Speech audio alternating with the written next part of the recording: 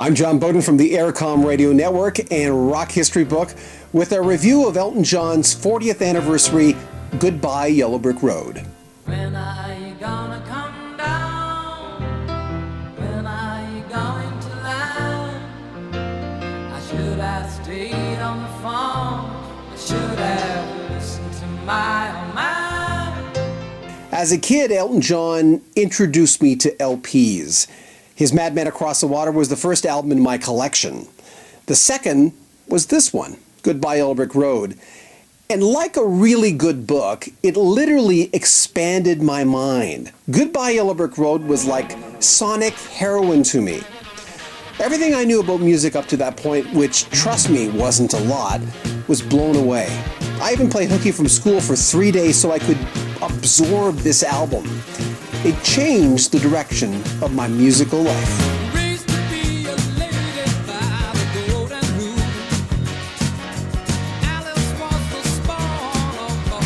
Goodbye Yellow Brick Road was released 40 years ago. Elton John's not the only one getting old.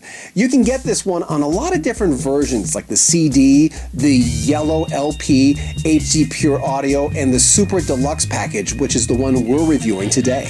When she gets up in the morning, it's enough to wake the day. Come on, Jamaica. In Jamaica all day. Dancing with your darling. From Jamaica. Elton John calls Goodbye Yellow Brick Road his white album, and I get that. Because like the Beatles project, it's like horse doo-doo all over the road. There's so many different styles on this album, like blues and pop and rock and glam and country and folk, you name it. Goodbye Yellow Brick Road, however, has an overwhelming sense of nostalgia throughout every single song that kind of blends it together. I could really get off being in your shoes. I used to be stone cold on the rhythm and blues. I heard all the plays at the back of town, where you really take the shit when the sun goes down. Oh, you see the guy who's the chick of rock and roll. I'm lost with all the rhythm rodeo. She's on the same thing, got a swag to see. She can roll the ball on the rhythm. It was released on October 3rd, 1973. Nixon was president, but not for long. We were knee-deep in Watergate. Two big movies were about to be released, The Exorcist and The Sting. Archie Bunker was #1 on TV with All in the Family, and earlier that year, it was also a big hit in music. Another Elton John album was released in January. Hey kid, shake and loose together. Spotlight hitting something that's known to change the weather. But I can't fight it, call tonight, so stick around. Benny and the Jets. The original plan was to record Goodbye Yellow Brick Road at Dynamic Studios in Jamaica. It's where the Stones had just finished Goat's Head Soup. But when Elton John and songwriting partner Bernie Taupin got there with the band in tow, the whole place was a mess. The studio was on strike. It was surrounded by barbed wire and guards. In order for them to get anything done, they had to cross picket lines. They recorded one really bad version of Saturday Night's All Right for Fighting, and then the boys decided to pack their pots and pans and go to the last studio they'd worked at, the Chateau d'Orville in northern France. I'm a genuine example of a social disease.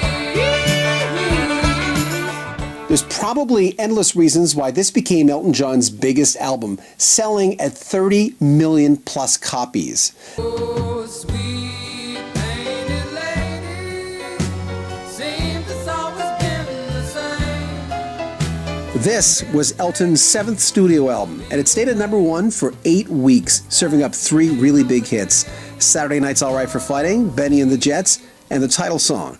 All 3, as you know, have stood the test of time. But this project is well remembered by its album tracks as well, by not just Elton John diehard fans. Great double albums are a result of the perfect storm of creativity. Taupin says this was a fearless period for everyone involved. Elton didn't even know what a doobie was. The drugs would only come on the next album, 1974's Caribou. So Elton and Bernie were still innocent to a degree. Very prolific and running on adrenaline. So the quality of the songs dictated its fate as a double album.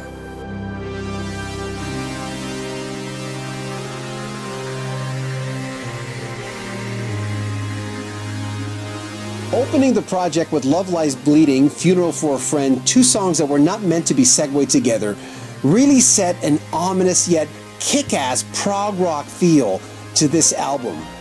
David Henschel, the engineer, came up with that synthesized beginning, and I slapped headphones on anyone who would listen so they would enjoy it. And they got it because in turn, they did the same thing. Maybe one of the reasons why Funeral for a Friend, Love Lies Bleeding is still being heard on FM radio today.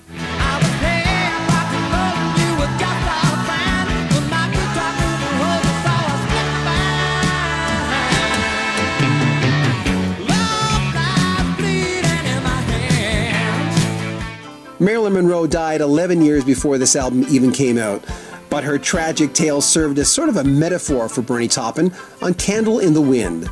He's always made it clear, though, that it's about any celebrity who simply died too soon. He says, a song about unfairness. The gentle, pretty melody also became a worldwide lament for Diana, Prince of Wales, and renamed Goodbye England's Rose in 1977, becoming the biggest selling single of all time.